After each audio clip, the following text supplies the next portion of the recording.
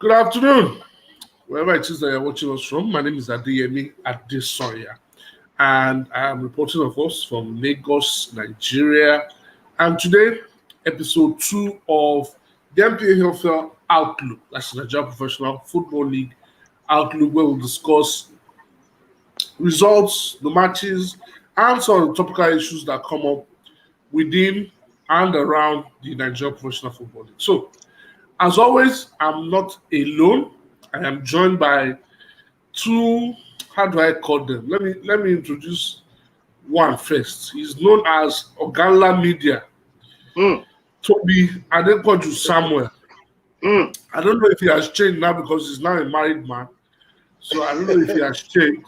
But we used to call him the acidic reporter in the early days. Toby, how That are you? was then. Yeah, I'm fine. Good to be on the platform. I was supposed to be on the show last week, yeah, but I Yeah, was you down weren't with feeling malaria. well. Yeah. Yeah. Good to have this Good to opportunity have to be you on the back. show. Yeah, Yeah, good I to am have you honored. back. Thank you very much. And of course, also joining us on this episode is the champion pigeon commentator, Mm. the numero uno in pigeon commentary worldwide, not only in Nigeria. It's none other than Oshé, Timi Uweye. Oshé, He must do giveaway.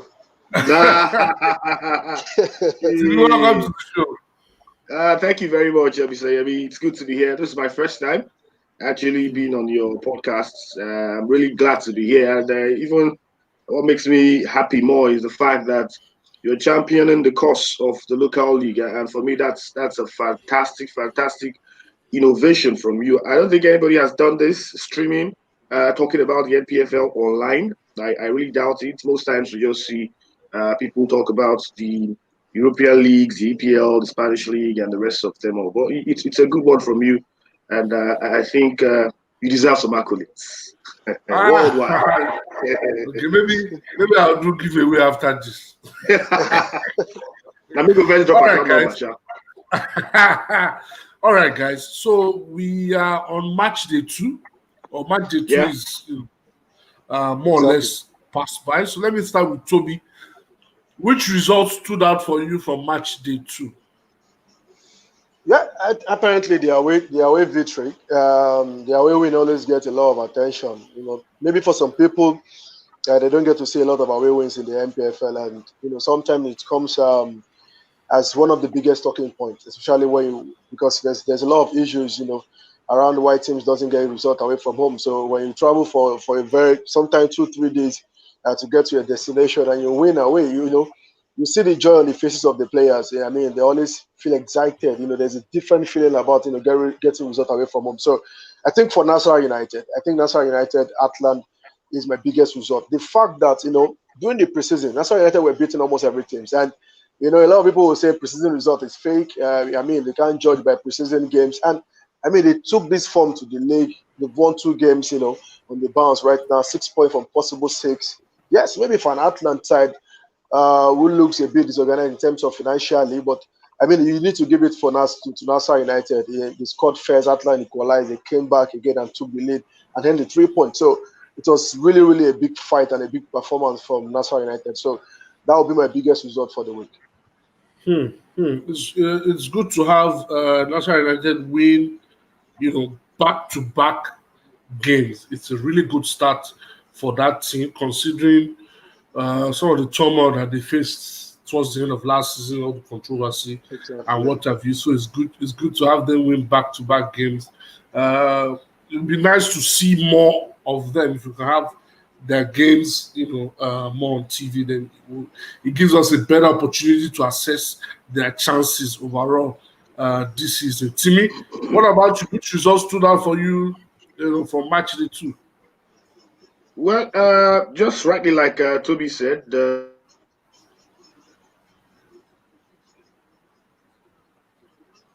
Okay, I think Timmy just froze there. Timmy, are you still impressed there? with Nasarawa United, especially. Go on, Timmy. So I guess Timmy. Big issues here. But can you hear me now? Okay, I can hear you now. Hello, can you hear me? Yes, I can. Go ahead, Okay. please.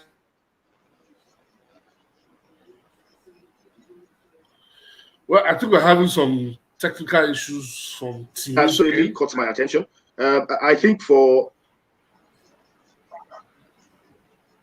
I think for Rivers United, I think they came away. Okay, I think your network is fine now, so you can continue. Okay, like I said earlier, the away side basically caught my attention. Rivers United going away from home to get those 3 points. But then again, if you ask me, I think Abia Warriors have not gotten themselves together. But you must give it to Stanley Eguma. He signed so many players during the transfer window. And same was said for Abia Warriors. Imama also signed so many players. So I will give it to Rivers United for the match of the round and for the team of round 2, actually, for picking those 3 points away from home. I was hoping to avoid discussing how many players were signed by some of the teams. So please let me avoid having that conversation. We can have it. No issue. We can have it. No, Tommy, no. It's a norm for Nigerian Football League. I tried to avoid having that conversation because whether I like it or not, it's going to drag the conversation long. And I'm not happy about it, and I don't think it makes any sense, but it is part of the things that need to change in our football. Recruitment strategy, scouting strategy, and that is why we don't have consistency in the league overall. So consistency in playing pattern, consistency in team cohesion, consistency in team performances on the league table. So that's why you have a situation where Plateau United can be, even though they've been consistent last 2-3 years after they won the league, but then you see one team show up from nowhere. Then you see another team another year show up again. But in the big leagues, you know your top 6. It doesn't shake. You know your top 8. 1 or 2 anomalies can come up. And that's because there's a bit of consistency. Mr. Yemi, sometimes it's not about the squad. I think I always say this thing. It's more of the teams having almost financial abilities almost the same, in terms of budget. Most of the teams, there's no big difference in terms of, the budget of these clubs. The reason why you see teams like Enyimba, maybe because they find consistency in terms of, their budget. Aqua United, Pillars, these are teams with similar budget. Then it's almost similar with almost the same thing with the government clubs. In the English Premier League, the Man United revenue and budget is so big, and there's a lot of distance between Man United and West Brom. Yes. In the NPFL, you can only say maybe Enyimba and MFL. Maybe for the private clubs. For the government clubs, they're always similar in terms of budget. And the moment you have a governor that is interested, that can put a lot of funding in there, you can get players, then you can compete with the likes of Enyimba and maybe Kano Pillars and Aqua. Yes, the reason why you see the likes of Enyimba and Aqua, maybe Kano Pillars, Rivers United finding consistency in the top of the league is the fact that they don't do a lot of changes like you mentioned. I mean, for Enyimba International, the players have to move before they can bring in new players.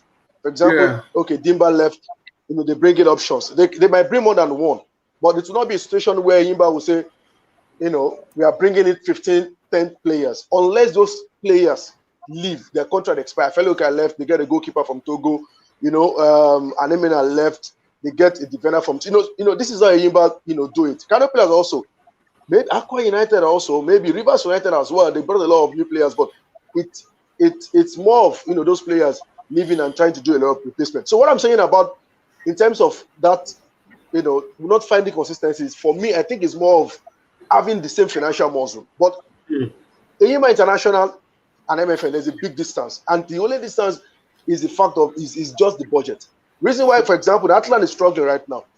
Let's give the governor a month or so and say, okay, there's a lot of money we can, because Atlant pay players as much as 400, 500 like Enyimba did. So you get the point. So if Atlant can find financial support from the government, they will compete with the Enyimba International because they have almost similar in terms of squad. The only thing, different is that motivation part. The moment the government club get that motivation, they will compete with each other. Reason why you say the likes of MFM and BBFC fan, but private club cannot compete with the government club because of that budget. I think the budget is so similar that almost everyone getting almost quality players at the same time, almost quality coaching, everything in Nigerian standard sort of picture. You know, my major problem is that consistency. You know, yes, I do agree with you, and I get your points with respect to the budget, but I'm saying, you know, consistency in the sense that I have this player or this set of players, and they're going to be with me for 2-3 years. But unfortunately, in Nigeria, the players up and leave virtually every year. So you have no, exactly. But however, not all the squad. You know, they're not all the team. Not all the team. Let's take a team for example. I'm looking at let's take Rangers as an example. I'm looking at Rangers match this squad. The Rangers I'm just saying. Okay. Which let's let me let's give you look an at example team. now. Give me a Let's team. look at Plateau United. Okay, let's look at Plateau United and check their squad for match day one. I'm coming. Okay, for example, now this Plateau United match day one squad. Abubakar just joined them. Wasil just joined them. Gabriel Wasa was there last season, I think. Yes. Elong was there last season. Dennis was there last season. So in their match day squad on match day one, they have Abubakar as new player, Wasil as new player, Sunday Adetunji as new player, and you can also argue for this. For example, Sunday Adetunji came in because Ibrahim Mustafa left. They bought 2 new strikers, Sunday Adetunji and Bashir Abdurrahman for Imba International. Then, for the goalkeeping situation where they brought Adamu Abubakar, and also was the most consistent last season. They had Ajiboye who is aging. They had another goalkeeper who is aging. So they needed to bring a younger goalkeeper. Abubakar came in. So sometimes when you look at the transfer window as well, sometimes the clubs justify it. So if you look at Plateau United match, they have about just few about 2 or 3 new players. I understand what you're trying to say. With the teams like Atlant lose a lot of players because, like we said, financial problem. Players have to move. So it brings the question. What I'm trying to justify is the way we look at this transfer for every numbers, there's a reason for it. You get, for example, Abia Warriors lost a lot of players. They have to make replacements. My problem is that's the point. This is why I didn't want to have this conversation, because it's going to extend. It's going to touch different parts, different positions that I don't want to discuss. For this show. I like discussing the players transfer because we've argued this several times on Twitter. Okay, Tony, hold on first. Abia Warriors lost a lot of players. Heartland lost a lot of players. To what end? To what financial end? Because they lose players. Did they receive monies in transfer fees for these players, or those players just signed 1-year deals and opt and leave? Now, note the LMC regulation is very clear on new players signed by teams. But you know that rules is controversial. Because if LMC is trying to protect this transfer window, you can't say team or a player cannot sign a year deal. You can't force him. You can't. For example, I tried to get involved with the NPFL player transfer this season. Do you want to force me as an agent of a player to sign a 3-year deal with you if I felt this player doesn't have a long future, or your project as a club doesn't fit into my player to have a 3-year contract? So sometimes when I say LMC try to come up and say you can't force the players and the teams to do that. But Toby, it is standard. He's a young player. Now let's use a young player for example. A young player coming into the league for the first time. He has not played for any other team in the NPFL. He's probably played the NNL or grassroots, and he's come to the NPFL. The first deal he should be signing should not be 1 year. But I can tell you for fact that 80% of transfer done this season on the last 3-4 years has always been a long-term deal, a 2 years, 3-4 years deal. Okay, maybe not 4 years, but I can assure you that there's a lot of players that do a lot of 10 deal. For example, some of these players that you say that maybe they leave this club, some of them go and check. Some of them have stayed in that club for 2-3 years.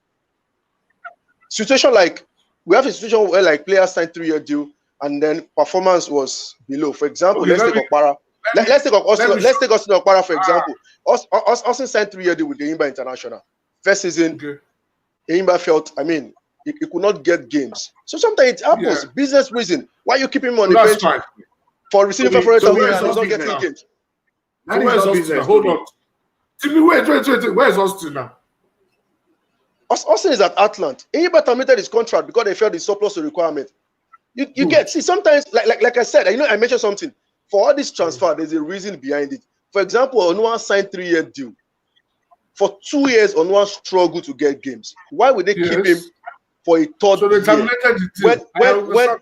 I understand, and they brought in an Anthony Omaka from Sunshine who signed a long-term deal. So sometimes, like I said, I just believe for every of this transfer, there's a reason behind it. For example, Okpara, a lot of hype. He went there, he could not play. Team like Enyimba will not give you a 3-year deal. You know how much Enyimba pays on a player? 400, 500, 600.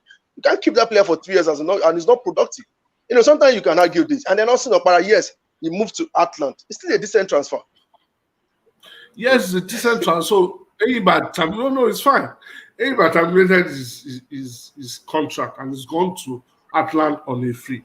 We'll wait till the end of the season to see what happens. That's my only comment.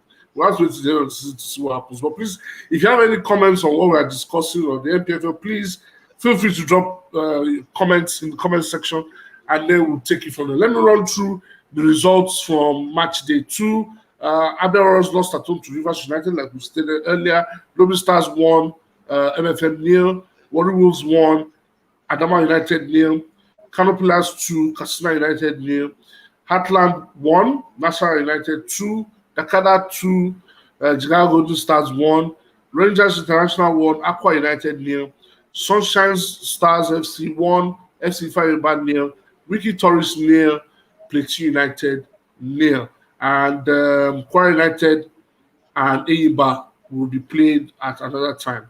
Top of the table right now after 2 matches is National United and Rivers United following closely, just probably on goals scored, because Rivers United have only scored 2 goals and Nasarawa have scored, I think, 4 goals so far. Yeah, they scored 4 goals so far. So they're top of the table. Kano Pillars are third, even though they're playing in Kaduna, but they're looking decent. Dakada are the team that I really want to keep a close eye on this season, as well as Kwara United. Kwara United going to Plateau United for me and getting that result was a huge one. I think that a lot of people would love to see that team and see what they're all about. Now, let's go to Tim. Let me ask you something. Are you worried by the number of goals that we are getting? Nah, I'm not. Because critically, this is the NPFL. You hardly get 3 goals, 4 goals in a particular match because most times this teams tend to want to defend very, very deep. It's always boiling down to the tactical setup by the coaches, especially the away side, because they will feel that they can't get, if they want to get anything about maybe a point, 3 points, thereabouts, they have to defend very deep. So I'm not really surprised by this. I think we might start getting sporadic high scoring matches in maybe from week 5, week 4, or week 6 upwards. Because right now the teams are trying to make sure they don't get plenty of goals, and they know they can't get, most times they can't get away wins. So they want to set up tactically where they defend. That's the truth. To me, I've now segued to the point that I also was hoping I would have to discuss. Let me come to Toby. Toby, why is it that we get these away wins the first 3-4 weeks of the season? By the time we get to week 6 to week 10, those away wins start dying down. Why is that so? Unfortunately, like I always argue, is the fact that I still believe the way our teams travel is, have a lot of negative effect in terms of producing away result. I think it's really a major problem. I've also traveled a lot on the road in this country. Imagine as journalists you travel, and just to work for like 1 hour or 2 is always difficult. Then you compare that to players. So I think it's a major reason. Sometimes the mentality of the players, when we travel on the road, referee will do this, referee will do that. The players have to fight the players' psychology and their mentality. So the road trip, the mentality of the players. And I think, to be fair enough, almost every season we have the numbers of away wins, increases almost every season. It increases. I think we had I think last season should be the highest of 30 plus or close to like 40 or so. So, almost every season the confidence, is getting back. We can play and get results. So there's a lot of factors. Officiating the environment also, intimidation from the fans. So there's a lot of factors that affect this. And the more the season, goes very deep, the more teams, becomes more desperate. The So more let me teams, ask you this. Let me ask you this. With the whole COVID thing and the fact that matches are quote unquote being played behind closed doors, is there a likelihood that we'll get more away wins for a longer time in the league, unlike what we are normally used to? Yeah, I think so. It's possible because if you look at the factors affecting the away game, like you said, intimidation sometimes from the fans, the environment is not conducive, referee is not confident, I will leave here safely, So when you put all these things together and, these things are not there this time around, and maybe we can have, the numbers, double for what we have last season. I think so because, I think the referees are more comfortable. Yes, you don't want to finish your game at halftime and there's some people waiting for you in the dressing room. It might still happen, though. It might still happen because even with this closed door thing, we've seen fans. In fact, for me, I even have a proposal for LMC. This closed door thing, I'm not sure it's working because fans still find their way to come into the stadium. Even if it is 1, 2, 3, 10 people, and these are 10 people that usually cause problem in the stadium. These are the regular guys for the clubs.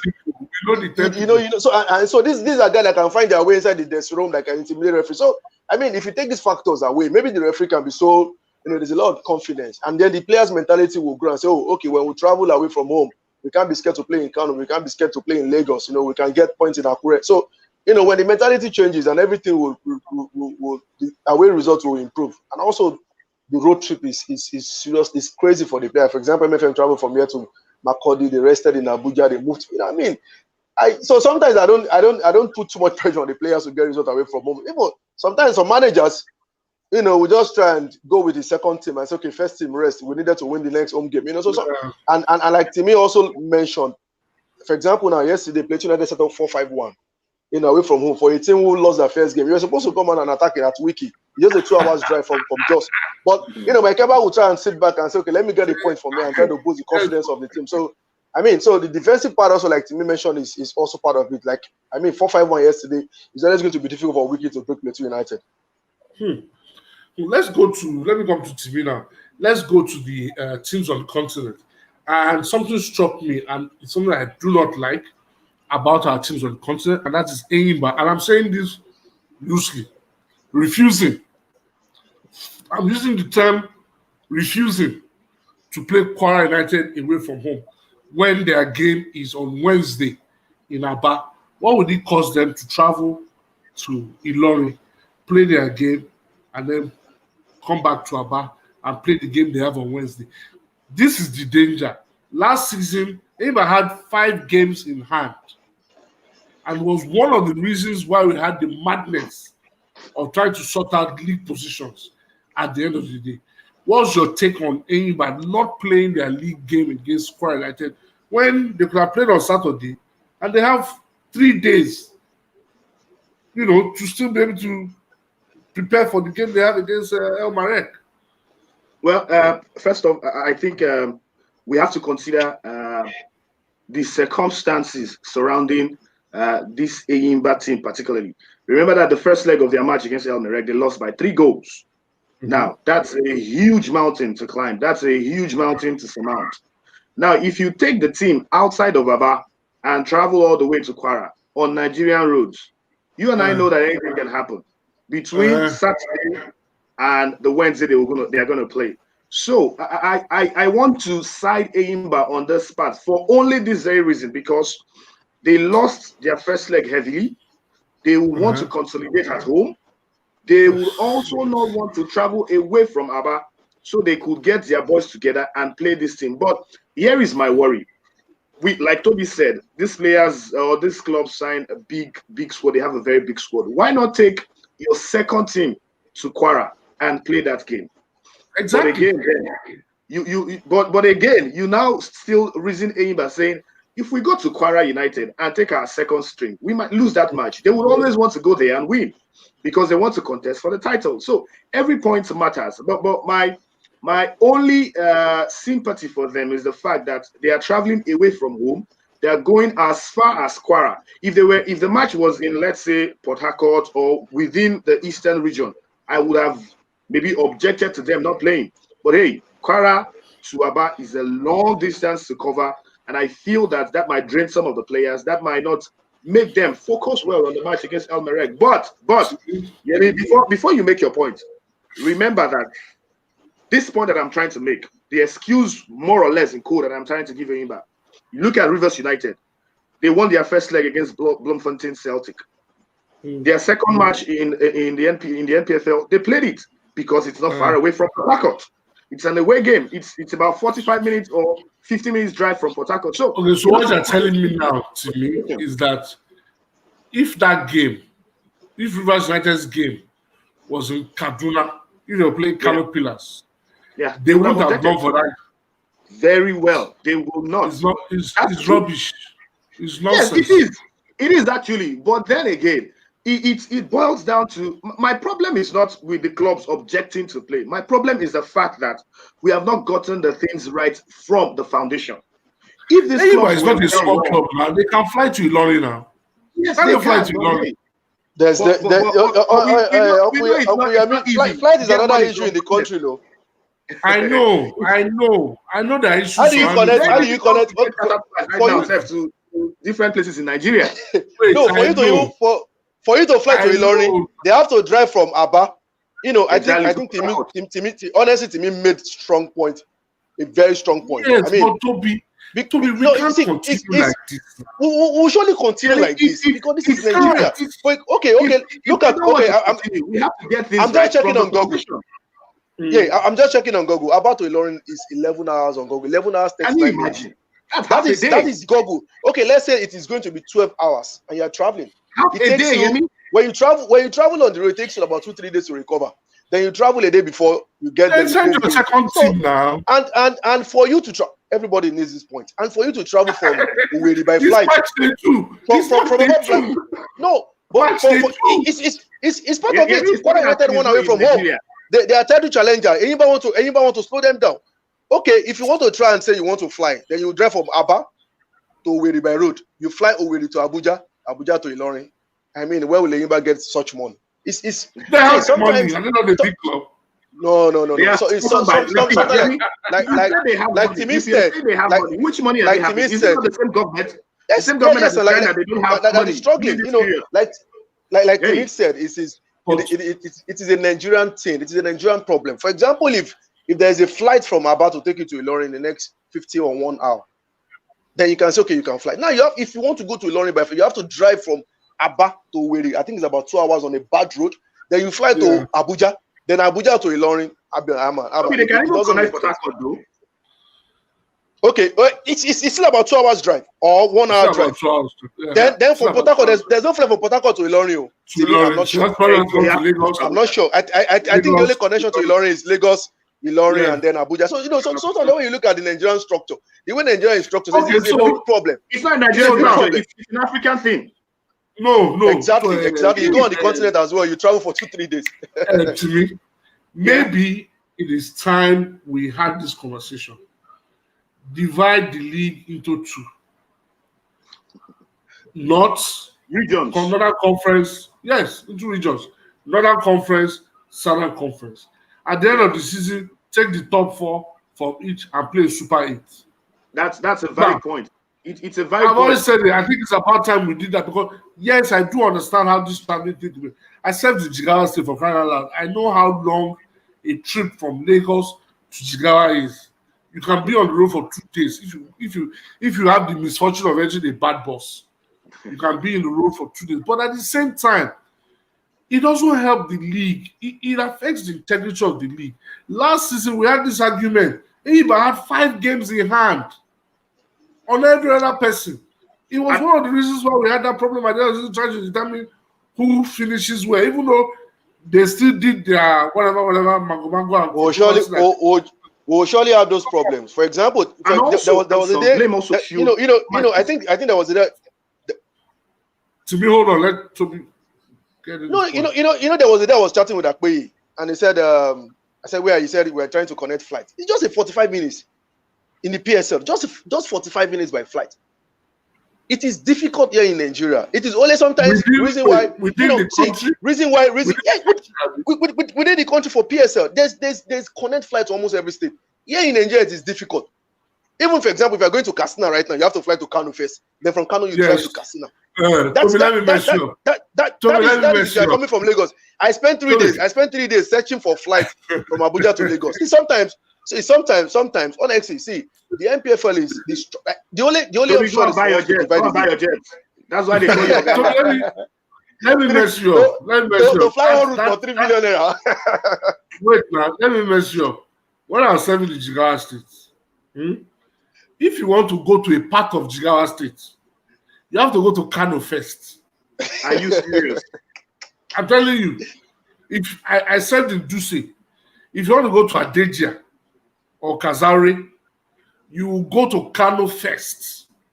It is from Kano you will now enter transport to Kazare or Adejia. I'm telling you. I don't know if that has changed because I served 2003. So I don't know if that has changed now, but it is crazy. And I think it's about time we divide the league into two. But that's not the case. The big things will not accept. The big things will not accept. The big things will not accept the divided the league. That format is crazy. Anyone can get relegated. Yes, that format is crazy. You have to plan yourself. It's about planning, Toby. I don't buy that idea that they will get relegated. It's a possibility. It's a probability for you when you're playing in a league. You can get relegated, except you don't want to say, hey, but the fact is, if you're playing an elite league, your elite league should be in one division. You know, you can't start. I think my only issue with the LMC and the clubs is number one. I think we need to reduce the teams. Then number two, teams should strive to travel by air. You know, the biggest club in Nigeria is Shooting Stars. They are not playing in the NPFL. So why not Eimba playing in the NNL? You want to tease me? Eimba is the biggest club in Nigeria. Eimba is the biggest club in Nigeria. Don't tease me. But history tells us that Rangers, Shooting Stars are the biggest clubs in Nigeria. If you're not having Eimba and Rangers in the league, what are you having? You want to have Andres? That's actually a dig on you, Tommy. Okay, so TV, let's come to you. Do you think Eimba have a chance of qualification? No, I don't. Absolutely not. They don't. I don't know where they're going to get 4 goals from. I don't know how they're going to score. It will be very, very hypocritical for me to sit here and say, hey, Eimba are going to bounce back. They're going to score 4 goals. It is very, very impossible. And I think my worry for them is the fact that, yes, they might get 1 or 2 goals, but how am I sure they're not going to concede? How am I sure they're not going to let in 1 goal? So I think that's my worry for them. I am just believing that in all of this, they will still fall back to the CAF Confederations Cup. So for me, it's a no. They can't qualify from this stage, the group stages of the Champions League. Well, to me, as written of Eimba, but if I know Eimba, there are one team that likes to pull people wrong. So we'll have to wait and see. So, Toby, I guess Rivers United are fine. Yeah, they are fine, but I think there's a lot of issues. I saw a document from the NFF. I think there's this COVID United. I said COVID United. this COVID issues. I think there's a problem. The information is not clear yet. I think maybe the Nigerian government is asking the South African team to isolate, or they will not be. I don't understand it. I saw the document. So it's obvious. It's looking as if the game might not hold. But I mean, but I think Rivers United on a very good edge. They're at a very good advantage. 2 goals away from home. They look very, very good. I mean, they've scored away from home in the NPFL. They've kept clean sheet. They look very strong. And then a fellow guy, Fortune Omanuwari scoring those goals. So I think they are almost through. But I mean, you don't have to take your legs off the pedal. If you can score 2 goals away from home, the South African team can also come in and put up a lot of confidence and great fight. So I mean, Eguma and his boys need to watch it, but I'm not sure if that game will hold because of the COVID-19 protocols I was reading about before I will start the show. Stanley Eguma is one coach that I don't know. I've learned not to write him off. He's the most criticized manager in the NPFL. I think he's getting it right this season. He's a phoenix. He's an institution. He's an institution. When you're taking Rabi Ali for players, I think Stanley Eguma is an institution when it comes to the coaches. How he Exactly. has stayed at his job for this long without a title, I don't know how the man is doing it, too. But I've learned not to write him off again. I've just left him to his fate. Let him just be handling the team as he's handling it. Hopefully, Rivers United can go as far as I think the quality of that team deserves to go on the continent. Now, let's go to another topic that came up during the week, and that has to be the appointment of Davison Owumi, former Rangers player, top scorer in the league, former general manager, is the CEO of Warri Wolves, and of course Rangers International of Enugu. And he's now been appointed as CEO of the LMC. Now, he's headed the league before, so he's more or less coming back, probably not in the same position, but he's coming back as CEO because the way our league is structured is the league is run by the board with Sheldiko as chairman. Toby, what can we expect from David Silowumi as CEO of the LMC? I have my doubts, but a lot of people have told me that I shouldn't worry. That because I'm more of the marketing guy, I want money to come into the league. I want the league, I want us to sell the product. But people have told me, some of our senior colleagues have told me that look, we also need somebody that can instill discipline. Which discipline? And they say, which discipline? And they Which say, discipline? Now, and Which they say discipline? Davis Lowumi is the best. What So, discipline? what can we expect? Yeah, Papa. Which discipline? But honestly, from the first day I heard about this, couple of months ago, like I disagree with it. I think that a CEO position should be more of a successful businessman, someone that is a guru in marketing. I mean, someone that can. We know LMC is struggling now financially. So if you're adding more brains, if you're adding more people to the board, we need people that could bring money to the league. I mean, with due respect to, with due respect to Owumi, he has paid his dues.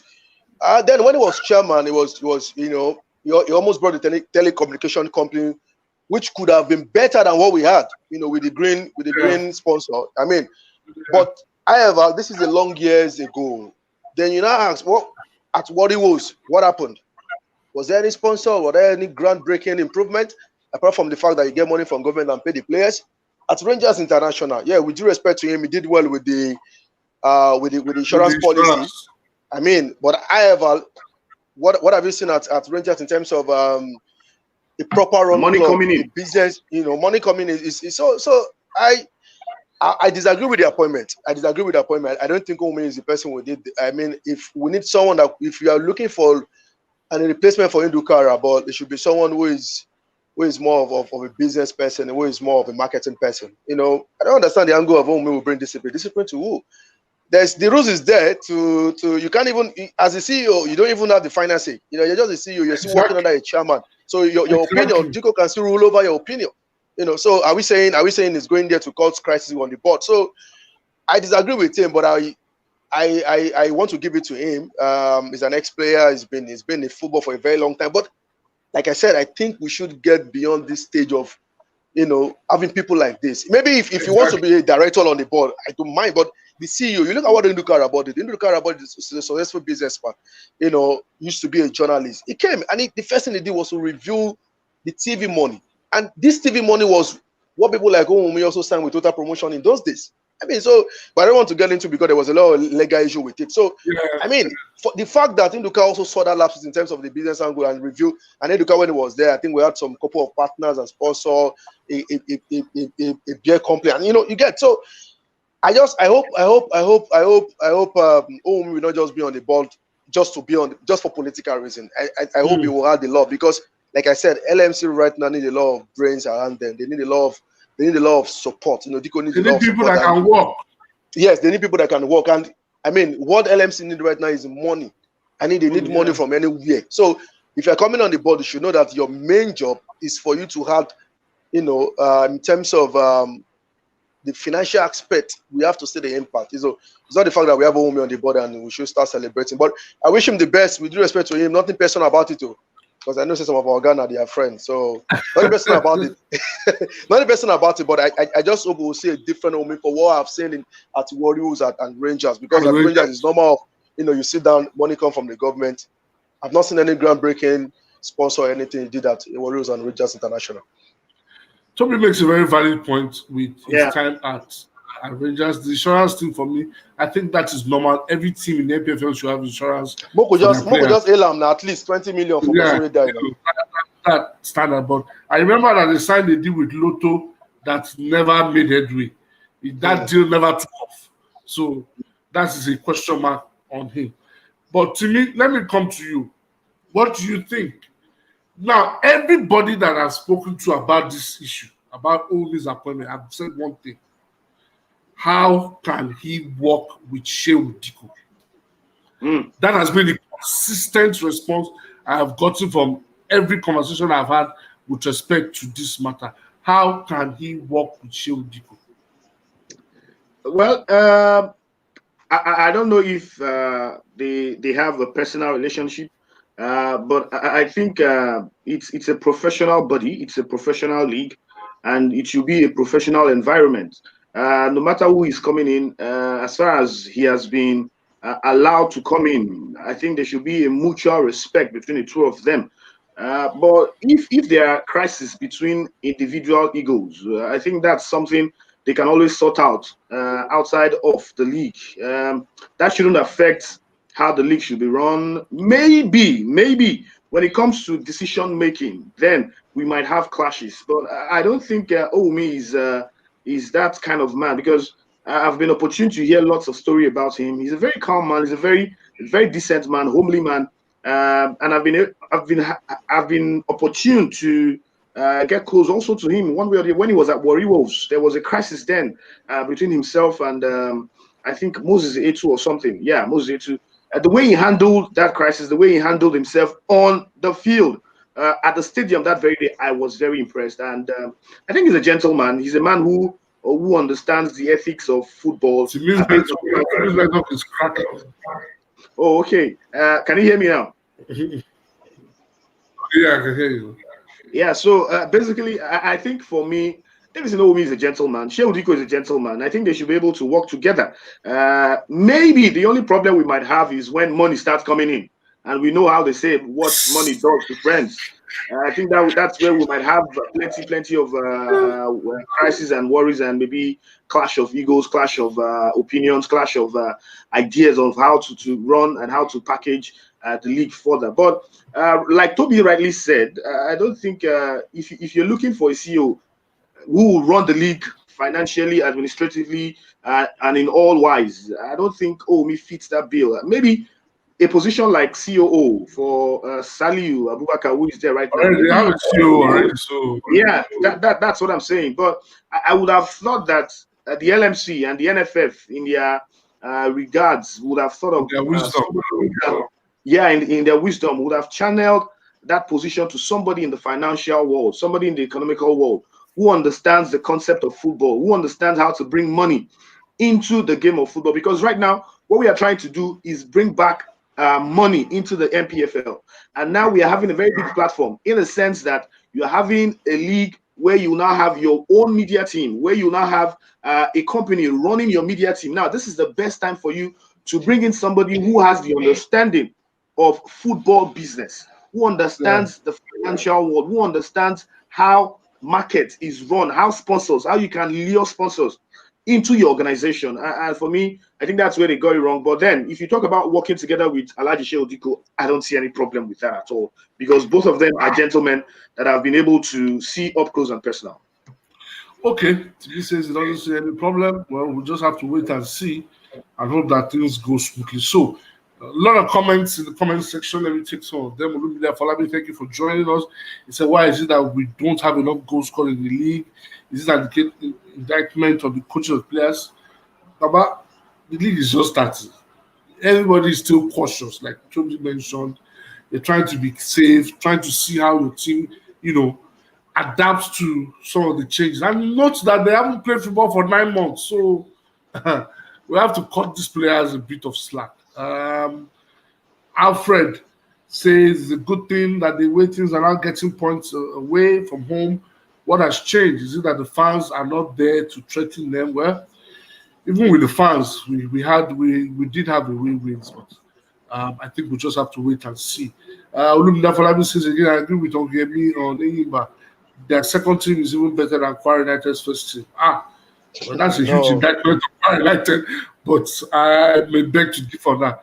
Alfred says Eyimba is a big team. Why can't they travel to Kwara by air? Well, Toby has given you the travel logistics, courtesy of Ogala Air Logistics, to show us that it's going to be very tough to connect from Aba to Ilorin.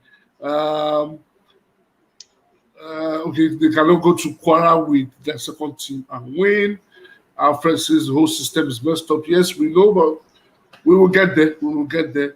Olumide says, please differentiate between the role of Diko and Owumi in relation to the LFC. Okay, so Shehu Diko is the chairman of the board of the league management committee, this management company, who are saddled with running the NPFL, Nigeria's top league. Now, Owumi comes in as CEO. Now, the league is run by a board. As CEO, he still has to report to the board and, of course, report to Shehu Diko. So, just like in the Premier League has a CEO. They also have a chairman, but you hardly see you probably don't see him at all. It's the CEO you see. But unfortunately, the way Nigeria is, it's a bit upside down. We ordinarily shouldn't be seeing Shehu Diko or should be hearing from him, but the way it is, his function is almost as if he's an executive chairman. But in the real sense, it's not supposed to be. But that's how Nigeria is. So the board are responsible for running the league, and that's that. So I hope that clears up the difference. Okay, Alfred says until our leaders put things in order in terms of development, our league will remain the same. Well, yes, unfortunately. He says, don't write off Eyimba. Well, I said so too. It's a new word alert. COVID United, Ogala. Says, Toby, please help me analyze my team, Sunshine, and give me hope that they won't get reason. And which good players do you think they have played? Last week on this show, we actually discussed Sunshine, and myself and Wale were actually very worried for Sunshine, even though it's our man that is there, the Oracle. Is a man that I like so much. But that Sunshine, Baba, just support them with prayer. That's all I can say. Alfred says our league is not attractive, so how are we going to bring in the business-minded person? See, the position of CEO in any organization is attractive. You're going to be responsible for running Nigerian domestic football. It is a huge position. Now, for Alfred, do you know how many businessmen that queue to get this job? That is what you don't know. There's a lot of I knew about a lot of names. Maybe if they get on the job, they might not succeed also. But there are a lot of successful businessmen who are willing to work as CEO. But in Nigeria, the way we do our things is we prefer to have one of the boys. It's always political. And then Owumi came from a very strong recommendation from the NFF and also from the minister. So when you have these two people backing you, who will stop you? Nobody now. Just let's not go into the sports minister. Hello, Yemi. I made some objection to Owumi's appointment too. The sort of person you need is someone who's successful in the corporate world. Yes, I do agree. And that's perspective from Oba. And Boluwaju says Up Rivers United. Well, Up Rivers United too. I'm not saying anything about Stanley Guma. Now, COVID, tests, NPFL. Toby, what's happening? News broke last week that Dakar said they've not tested them. How often are we testing? Dakar never tested. There was news last week that Dakar said they didn't test them. So how often are we testing? The clubs have to do the test by themselves. Now. It's exactly from the directive. So why are they crying out that they are not tested? how often are they testing? Who is monitoring? I think it's the monitoring part that is important. Yeah, that I said this. I don't think it's going to be possible for us to have this, regular testing. The fact that it costs about 50,000 for one person, and Yeah, for about 40 man squad for a government club. no, but We wait, need to be honest with ourselves. No, we need to be Toby, honest hold with on. ourselves in terms of the budget. I understand that. I understand the financial constitution. Now, but this is my marketing coming into play now. I'm just saying, I could be wrong. Yep. Please pardon me. The hospital that they will test is owned by the government now, isn't it? Exactly. But do you know the clubs pay government clubs to get ambulance? Say the way, like I said, for example, the day I have an opportunity to be a commissioner or a governor, see, it has to work together. We can't say Nassau United, for example, has to work Nassau United. They have to work as a government parastatal. So they have to benefit from almost every government other aspects that are involved with football. For example, why will Nassau United be paying for ambulance from a state government hospital? So that is the issue. Professionalism. We are not yet No, but Toby, they can pay, but they can pay. No. Wait. Why will you pay? They are sponsored. They are sponsored by Nassau state government. So, for example, their doctors and everything should come from the state. These guys get money from the state government. You can only demand for allowances or something like that from Nassau United. The problem, Toby, is that from the beginning, that handshake that is supposed to exist between the club and the respective parastatals that are supposed to provide the support for the clubs, that handshake didn't happen. That relationship does not exist. That relationship exists from the get-go. I think that's where the problem is. Now, that's the government clubs. And you've explained why that's the problem, which should be a problem, really. Now, the private clubs. I don't know how hospitals think, but can't the private clubs offer the hospitals some kind of incentive? Sign a deal with them. Yeah, I agree with you. 3-year deal. And we have two private clubs. One is in Lagos, run by our boss. Sign a deal with them. People off the streets, actually. Timmy, stop it. But sign a deal with the hospital. 3-year deal. Give them as much branding opportunity as possible. Give them outreach opportunities in the stadium. I'm not saying for the test to be free, but at least maybe take out 50% or even 70%. 50% is a huge budget. And if you have a 50%, then you can do a 20 players for every match day. Exactly. Yeah. Why is nobody thinking about that? Our clubs can't even generate one kobo from other sponsors. Yemi, sorry, let me come in here. I think it still boils down to the fact that we are not running this league like a profit-oriented league. Yeah, it's true. We're not trying to make money out of this. We are trying to make it a charity work. Like this one is a government owned, or this one is a private club.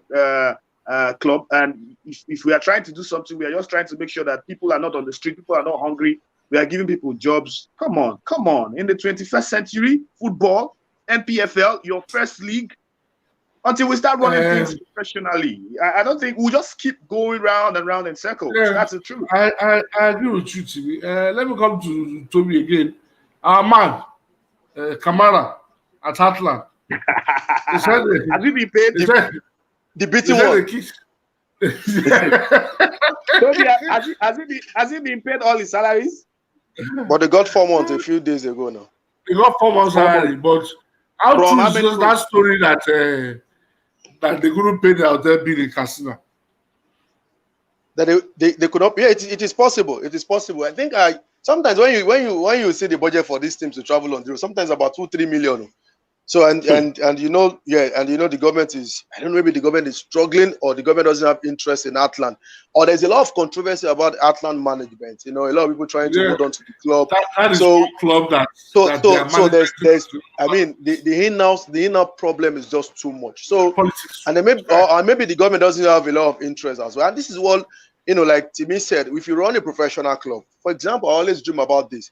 If I'm running Shooting Stars, for example, and I need about 3 million to travel for my 3 million times about 19 games, I just need one sponsor to tell, this is what you just need to do for me. This 2 million that so when the money doesn't come from the government, you travel.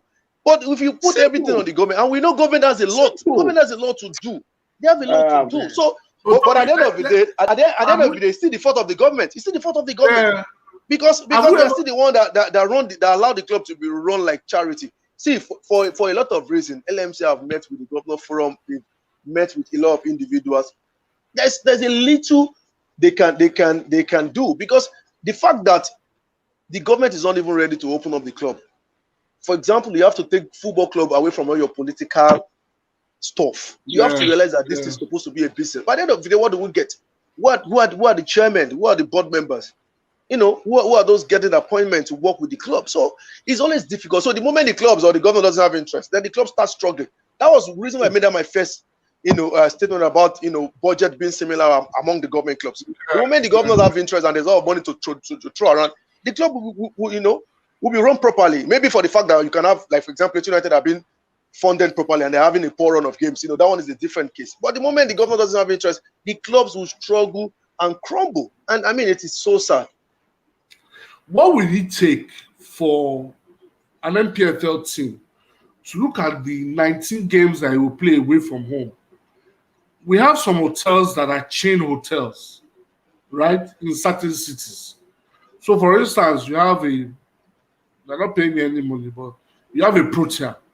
Protea are a hotel chain that are available in most major cities. Protea, Best Western, some of these guys. How hard can it be to have agreements with those guys? So if I'm going to Kano and there's a Protea there, they know at the start of the season that, okay, on so-so date, this club is coming to Kano to play. Reservations are there for the ball. There's an exchange. There's a barter exchange. So Protea is probably gaining incentive from being on my jersey, on my training gear, or on the pitch panel, or there are so many ways we can reduce the bottleneck, on that the exists. Honestly, that exists in the league. So I don't know what. If you've read, hold on to me. If you've read China Acheru's book, the episode of the podcast should drop today. I had a conversation with him last week. If you've read the book, what's that? It could be 1,000 times on the same road. He said that to pick hotel safe, that the clubs sometimes it's based on luck. So they say, okay, because we stayed in this hotel, we stayed in this hotel last time we came, and we won or we didn't lose, they will stay at that hotel the next time. So if they lost on this visit, just know that next time they're not going to stay now.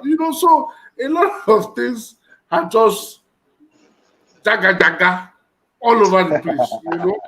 Jaga. We need to round up. We're about to hit 1 hour. Let me quickly take some of the comments we have. Please, what is happening at Aberos with Amaka Kobo? Imama is still trying to settle in. They've signed plenty players. We have to give our friend some time. Bokar signed a lot of players soon, and they won their first game away from home. Let's keep this excuse going. Let's keep this going. That was the Afro Gamer says still ruin their outstar from the continent. The Afro Gamer, a good friend of mine, says it is said that if in 5 years your structure cannot start making money or profit, it is a hobby, not a business. Wow. How long has the league been around? Afro Gamer, the league has been around for 30 years as at last year. This is the 31st year. This is the 31st year. The football is CSR or hobby for the government. Yeah, it's hobby, CSR. The Afro Gamer says, do the NPFL teams have a branding marketing team? You are asking big questions. This question you ask now is Wayek question. Just leave it. Leave it. And finally, Alfred says we need to get our clubs off the government hat. Toby, I think I've had this conversation with you before, and I'm not particularly in support of taking the clubs away from the governments completely. I'm not. Yes, sir. We can't. I'm not. But I believe that the governors or the commissioners have a responsibility to ensure that the teams are well run. They can put things in place, structures in place to ensure that the teams are well run professionally, ask the right questions, ask for their accounts, their audited accounts, ask the right player sold, player bought, all these things, but they don't ask. I shared a story with China that I heard one club in the north at their gate taking. They make about 7 million naira at the gate. It's alleged. I don't know how true it is. And once the game is over, that 7 million, they will share it on the spot. Commissioner will collect it, so GM will take it. Everybody will take it. The balance they use it to settle the players, their match bonus. Shigena, 2 weeks ago, 2 weeks later, they collect another 7 million. We're going to make progress. Alfred says, Africa, you need to see what Van Reza is doing. Baba, Van Reza prove on one side. Van Reza is going rapidly. Actually, we need to see Van Reza do it for a continued time of. Van Reza, come and see Bagada FC here. My guy is tales of woe. There's no money. Van Reza, the man has money. That's why you're able to see. But yes, sir. The day the man will get tired, I give for you, but everything will go exactly. down. Come and see what Bagada FC is doing with his small change. The young boy, with his small change. But still, even Toby's even wearing Bagada FC jersey. Baba, he's a landmine. Nigerian football is a landmine. Bomb everywhere. If you mismatch, now blow, you go blow. Okay, so finally, as we round up, what games are you looking forward to in match day 3? Match day 3, we have Katsina United at home to Adamawa FC, Nasarawa United at home to Kano Pillars. I think that is one we need to watch out for. Plateau United at home to Heartland FC, Enyimba at home to Wiki Torres. Hopefully, they will play that one since they're at home. Rivers United versus Kwara United. Rivers United, hopefully, they'll play that one at home. Aqua United at home to Abia Warriors. That should be interesting. Jigawa Golden Stars host Rangers. FC Faraba hosts Dakada. Southwest Derby, MFM FC hosting Sunshine Stars FC. Both of them are on 3 points, 1 win, 1 loss. And Lobby Stars hosts Warri Wood. So, which one are you guys looking forward to in match day 3? Well, for me, I think the biggest one, like you mentioned, I would also look at Lobby Warri Wolves. That's a big match. For me, it's more or less a cracker that you would want to see because Warri Wolves they are not really one of the biggest clubs in the NPFL, but then again, they have some very, very good players, very quality players. And most times when I look at some of these setups, I always look at the players, the caliber of players who will be going into the match day. So I think that's a match you can look out for too. Lobby Warri Wolves. Okay. So Toby, what game are you looking at for next match day? A lot of games for me. I want to see what Plateau United will do. 4 games without scoring. They are playing against a struggling Heartland FC. Are their players back? From holidays. From Plateau United, yes, I think they are back now. I think some majority of them. So, the result is needed in this one. They need to score goals. They need to get 3 points. If they fail to do that, they can start struggling. Their salary. Yeah, half salary. I think the Southwest Derby for me is the biggest. Maybe a bit of sentiment with it because it's in Lagos. MFM Sunshine Stars. We always have interesting moments when we have the Southwest Derby. So I think it will also look very, very interesting. For Gwenda Gubote, you always have this good result, good outing against MFM. He knows how to play at Agege, actually. Yes, he knows how to play at Agege. So let's see what he will do against Bolus this time around. So I think the Southwest Derby will be features I will be looking out to. And then I want to see how Plateau United will respond against Atlant. Okay, for me, I think I'll be looking at Nasarawa United hosting Kano Pillars. Nasarawa United have 6 points. That's obviously that's obviously the biggest game. I think so. I think this should be the biggest game of the week. Yeah. It's actually the biggest game. Actually, the biggest. Yes, game of the yes, week. it's the biggest. Yeah. Hopefully, everything goes But we know how it smoothly. will end. Nasarawa will win. But Well, we have to wait till that time. Pillars No, we usually know. get result there. Oh. No, Pillars always not this get result Pillars. for Lafia. Their French coach don't run now. She be they say they look for him. The coach did bench now. You know, see, the coach did bench for weekend now. The coach was on the bench this weekend now. The coach is still acclimatizing. Don't worry, he's trying to get used to it. But Acclimatizing. you know, Toby, He will it's funny, stay for 1 week, run for 2 weeks, Abi. Wait, now, it's funny that Kano Pillars took ages to appoint a coach that was able to sit on the bench for the continent, only to get knocked out in the first round. Chai. Can you imagine? Crazy. That. Crazy. Guys, thank you so much for all the comments in the comment section. Thank you very much. Everybody that's tuned in, thank you so much.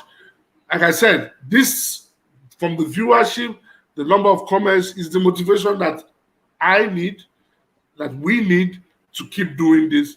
Hopefully, it shows us that people are interested in our domestic football. A colleague of mine, Bolu was at a bank, was it last week? And they were talking about the NPFL because they saw it on NPFL TV, saw it on NTA. And it shows that we can grow this league. We can grow this league and make it interesting, despite the fact that, yes, people support La Liga teams, Premier League teams. We can grow it and make it. It's just that our people need to be real. They need to get up their asses and work. We just need to put in the work. Special birthday shout out to a friend of the house, Victor Modo. Happy birthday, long life and prosperity. Big man with a gun. Oh, the Modo is a great guy, Modo. Toby, thank you very much. Any parting shots before you go? Yeah, I just want to tell Timmy that in the last 5 games, Nassau United have failed to beat Pillars. And the last 3 games in Lafia, those 3 games ended goalless. Whoa. Okay, I'll take that. I'll take notes of that and play draw. That's how angle. That's how yes. I put it to you. May they give me over 1.5, Sha. You didn't find green ticket. You guys pay tax. Okay. All right, guys. Thank you very much, Mr. Emi. It is a great honor. Thank you very much. Yeah, a great honor too from my side. Calling me into this, I think it's a fantastic one. Like you mentioned, Nigerian Football League is our own. We can only do better if we make it grow, because the industry is big. It's there for the taking.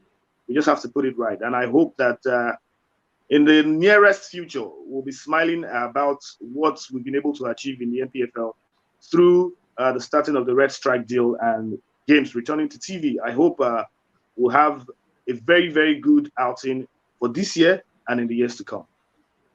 Shout out to Emmanuel. Let him as well do absolutely fantastic work with the commentaries. You know, I'm going to give away. No, man, I tell him, man, just increase my salary. All right, guys. Thank you very much for joining me on the second episode of the NPFL Outlook. Thank you so much. Have a lovely day. Bye for now. Yeah.